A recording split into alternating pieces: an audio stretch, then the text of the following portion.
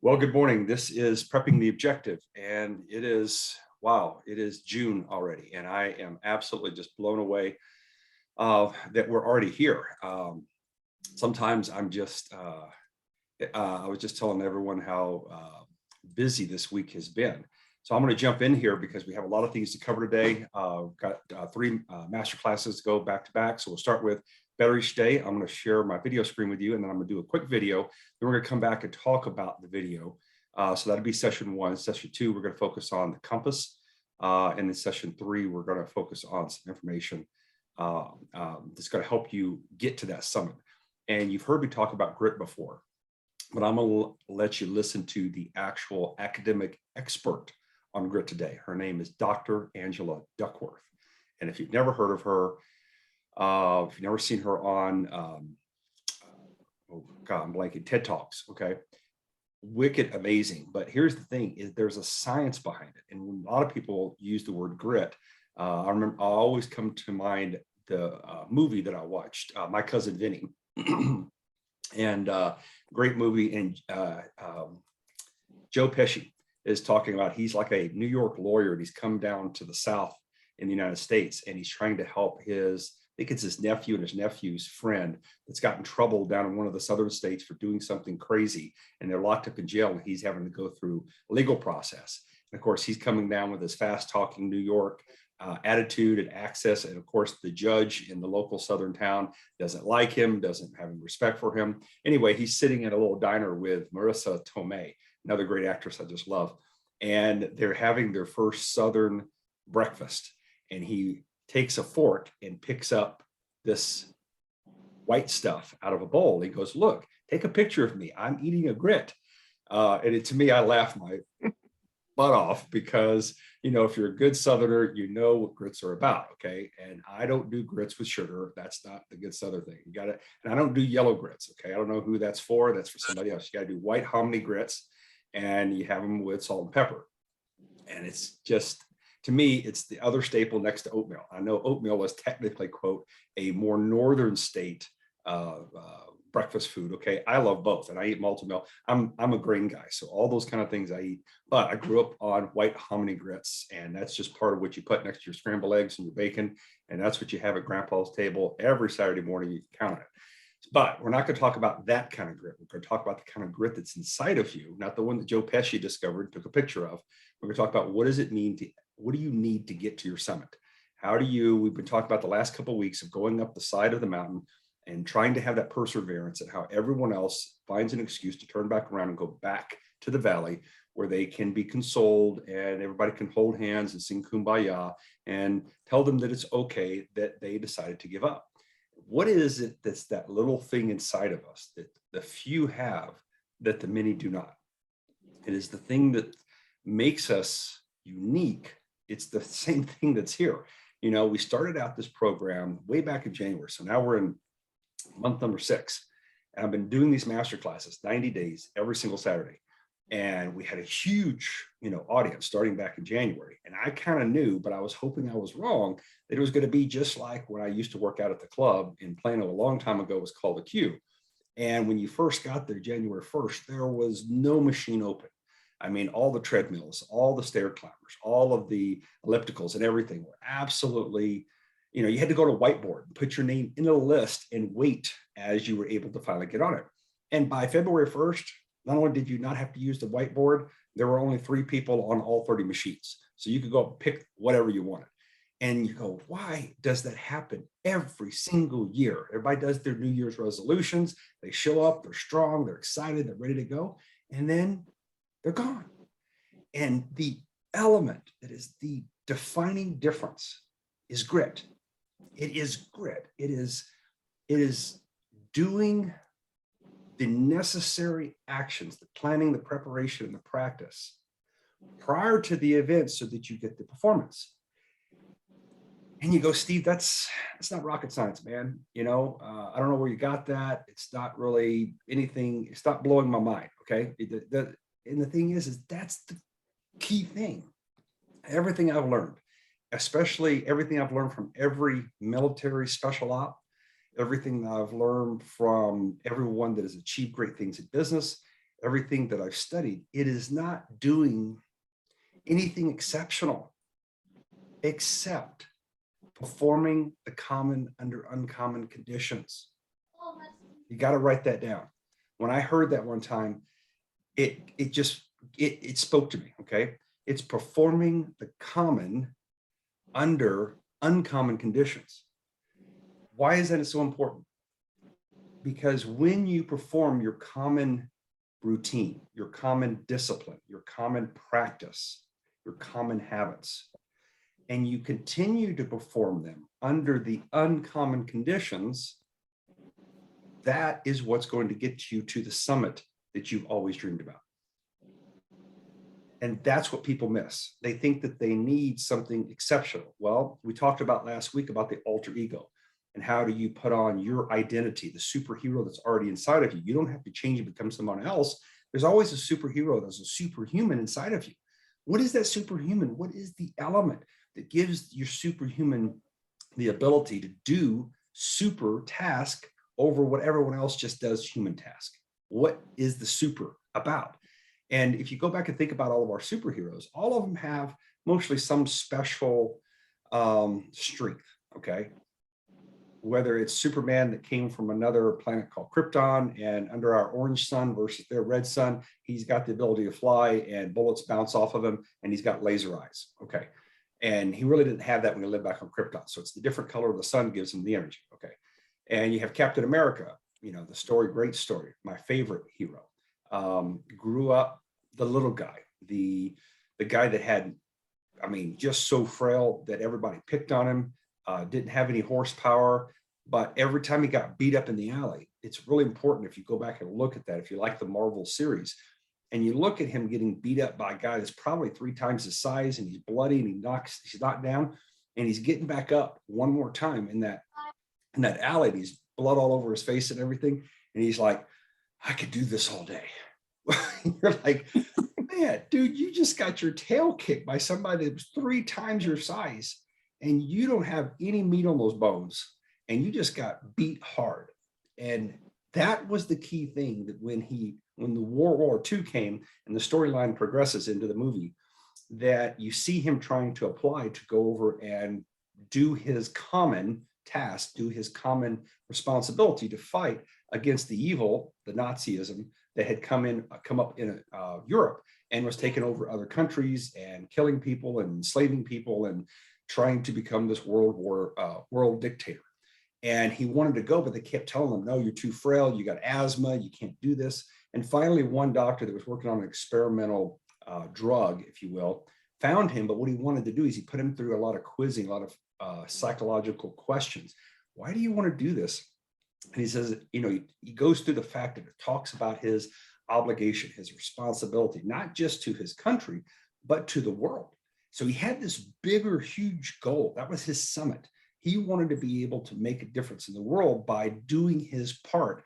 And so he kept applying, and actually had to keep lying on his medical applications, hoping that someone would not cross-reference them and see that it was the same little frail guy with asthma that couldn't make it up the side of the hill if he'd wanted to physically. But mentally, he kept showing up with this thing called grit. And so the doctor finds him. They put him out in some simulation in like a military boot camp. And in the middle of this simulation, he's not doing well. He's not physically performing well.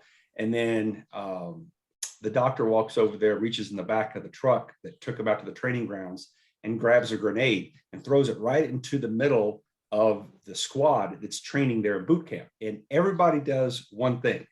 They all run away from the grenade, except for Steve Rogers, that jumps on the grenade and folds around it in the fetal position to protect everyone else, including all those that had been bullying him and mistreating him. He tells everybody else to run away, and he protects it, rolls up on it to take the explosion so that no one else gets harmed. And that's when the doctor looked at him and said, wow, that's the guy I'm looking for right there. That's the guy that's willing to sacrifice himself. Even those other individuals that had given him the biggest amount of hell, he still wanted to preserve their life over his own. That's when he takes the experimental gamma drug, injects it into him, adds electricity into it, and bing, bang, boom. A few minutes later, after the whole city goes dark, Captain America comes out of this, it was like a full body encapsulation, put all the electricity in there and activated the gamma, and he becomes Captain America. But here's the key thing. It wasn't about his strength that was added, his speed, his ability to use his shield. It was already inside of him. And so you see him down the road actually fighting Iron Man. And Iron Man is actually beating his tail. And he gets up in the middle of this fight, and here's blood and everything coming out of Captain America's mouth. All right. And he's doing the same thing that he did when he was that little young frail kid in the alley getting beat up by that bigger bully. And he's like, I can do this all day. And what that was trying to tell you in that story is the grit that was still there, the grit that made Captain America, way before he had the uniform that he was wearing. It was already in that superhuman part of him. And that's why I think I love comics. I'm not a big comic book reader. I love the storylines though. And the storylines are about how average people find their incredible superhuman element inside of them. And they figure out in the middle of trials and tribulations in a world like we have right now, that's gone chaotic, that is just not like it was 2 years ago. It's dramatically changed. And there are things happening from economic standpoints, war. There is food problems that are happening already, supply chain issues, but there's more that's coming. And as we start feeling this tension, I see that there's a difference, there's a change in how people are moving, how they think, how they're acting, they're pausing. They don't know what to do. They know something, they can feel it. They see little smatterings of it on news if they watch the sensationalized CNN or Fox or MSNBC or whatever, or their local channel. And they see that there are people now saying, hey, the real estate boom is coming to an end. Hey, the stock market is turning around. Your retirement investments are in jeopardy. Look at mortgage rates that have doubled just in the last 6 months. All kinds of things happening. The Fed isn't going to be able to hold down inflation. We're at 8.5% in the US. And I'm sure other countries are suffering the same. So what are we going to do? So I keep things like this around me all the time, okay? And this is my coffee mug, okay? And it says, come and take it, okay? Now, this is actually a theme, and you see the cannon right there. That is a theme of Texas. Is a mantra that we come up as Texans. And it's a mantra that comes from something that comes from a long time ago. I'll get it here.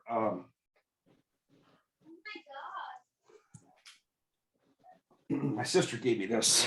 As you can see, she knows I love Spartans. Okay. And you see that Greek on that Molon Labe. Okay. Here it is again on this side. Okay. And you know what that Molon Labe stands for on this thermos? The very same thing that comes here. Come and take it. It's the same thing that King Leonidas said to Xerxes when Xerxes was trying to take over Greece, and he told him, lay down your weapons. You know, you've been fighting here for 3 days at Thermopylae. If you don't know about the Battle of Thermopylae, you got to look it up. It's what the movie, The Spartans, called the 300. Watch the movie. It'll give you all the details. So the 300 Spartans went up against a 1 million man force that was invading Greece in Thermopylae. And Thermopylae was a mountain pinch point pass that it wasn't like trying to fight them in a battle plane where they could be circled. So they got to fight them in a very short frontage position where all of this 1 million man army had to actually compress and go through kind of the eye of this entire valley. And so these 300 Spartans stood there for 3 days and killed, I don't know, hundreds, maybe even thousands of Persians. And they couldn't get past these guys. These were the most elite Spartans that had ever come up. And so King Leonidas was asked by King Xerxes to come to a truce, I guess you'd say, after 3 days of slaughtering his men. And he told him, he said, look, I'll make you the regent of my Greece after I take over Greece, but you need to lay down your weapons and stop fighting. And that's when King Leonidas responded, come and take it. In Greek, he said, molon labe. So it's the whole idea. There's the grit. And the story doesn't end well because he finally finds an individual that was a Greek traitor. And he tells him about a mountain pass where he can get his elite forces behind the 300 and they surround them on both sides, and they end up killing every single one of them. And so you say, well, Steve, that's not a good thing. Leonidas should have taken the deal, right? He should have taken the deal, and he could have become, the regent for the Persian Empire, and he could have been over Greece, and that would have been a better thing. He got to live. And you sit there and go, yeah, but he wouldn't have had a story. He wouldn't have been immortalized in our history for us to know about this one man and his 300 that had the level of grit that said, you're not coming past us if I have a breath left inside me. So I will fight to the death. And they did. They died and they sacrificed themselves. But what happened is the rest of the story. The sacrifice that those 300 made gave the rest of the other Greek city-states armies time to actually rally together and organize to meet at a second battle at another in the Peloponnesian Peninsula. And they actually met Xerxes and his fighting force, but they were all rallied together. So that delay gave them enough time, and it gave them the inspiration. So their chant, their mantra that they were screaming when they went into the battle and they clashed with the Persians in that particular battlefield was, remember the 300, remember their valor, remember what they sacrificed their life for. So it inspired other people to have the grit to get to that summit. And what did they do? They actually beat Xerxes, and he jumped on his ships and went back to Persia, went back across the Aegean Sea. And it wasn't until a couple hundred years later, until Alexander the Great was inspired by his teacher, Aristotle, that he said, I've had enough of these guys continuing to attack Greece, so I'm going to go take the battle to them. And he went over and took out Darius and actually destroyed all of his armies and took over the entire Persian Empire. And that's when Alexander extended the Greek Empire to become one of the largest empires ever in the history of the world. So great stories. What is necessary to become that level of greatness? How do you become super? And it is that refusal to quit. It is that doing the common under uncommon conditions. It's doing your drills every day. It's continuing to do those actions that you have defined that make a difference in how you hold yourself, your character, the caliber of the habits that you maintain, the way you decide to make a difference in this world, even when it doesn't feel like you're making a difference. That's the key thing. We talk about the hockey stick effect. And so for a long time, you have this long, what do you call it? Just doing the routine.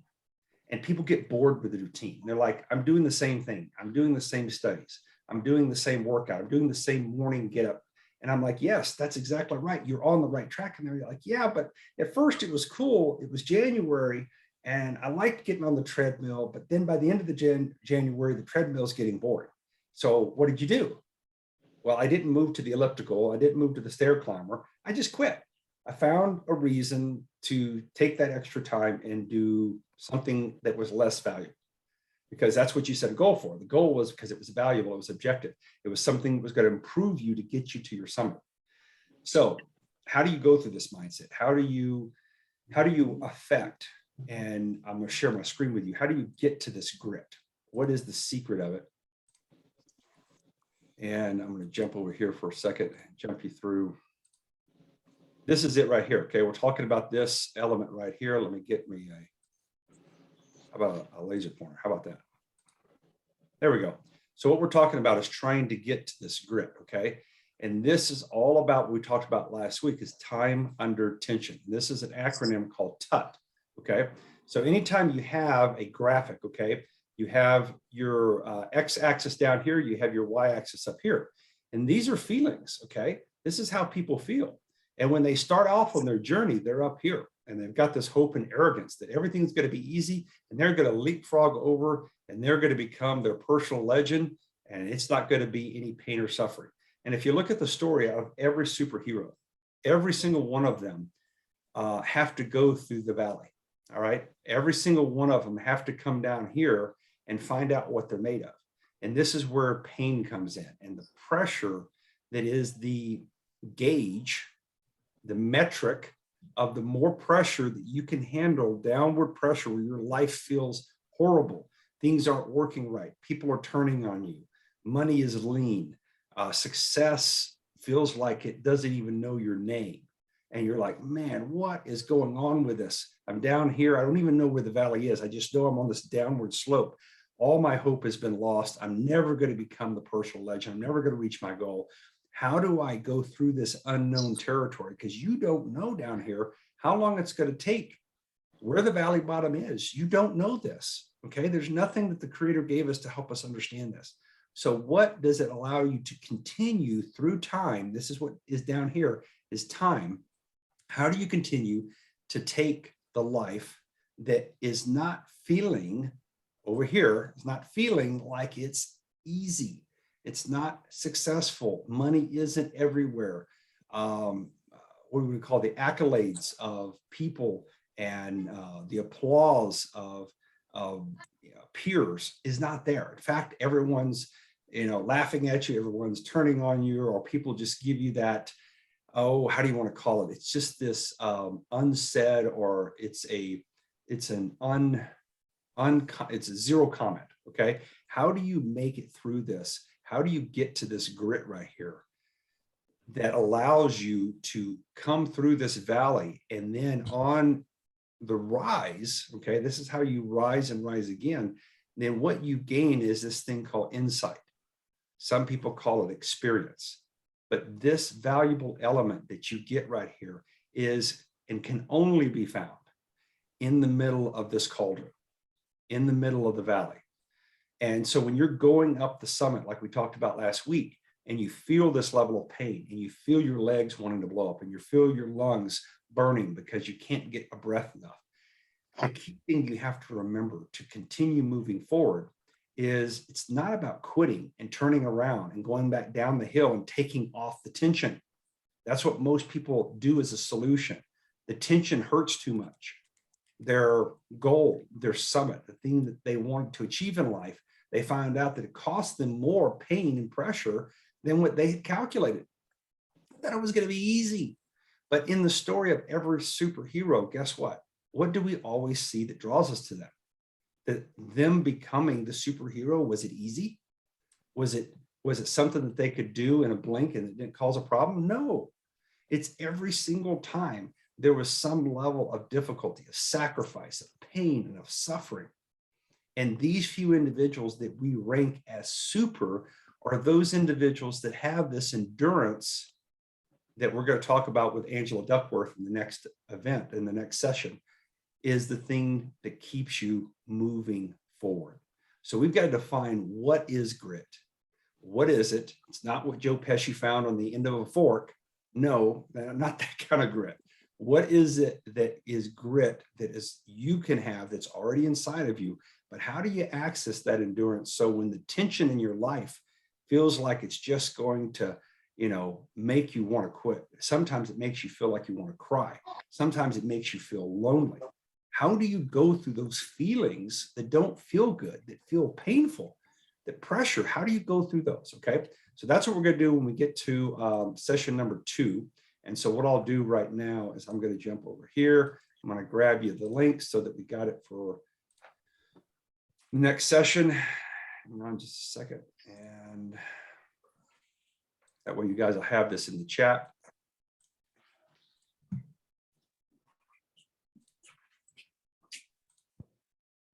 Go.